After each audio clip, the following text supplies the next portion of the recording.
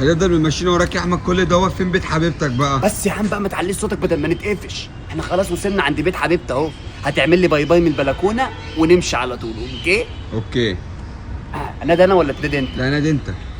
ام مدحت، ام مدحت. هو ايه ده يا احمد؟ انت بتندى على حبيبتك ولا بتندى على حد تاني؟ لا ام مدحت دي حبيبتي الجير فريند بتاعتي. هي متجوزه ولا ايه؟ لا كانت مخلفه مدحت وهي مخطوبه قبل كده. انت مجنون يا جدع انت؟ بقول لك ام مدحت تبقى ايه؟ متجوزه طبعا. ام مدحت انا خايف لحسن تكون موديه مدحت المدرسه وهي مش فوق.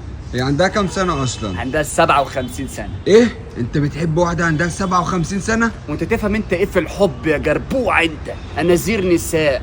اول ما تيجي تحب لازم تحب واحده خمسيناتي.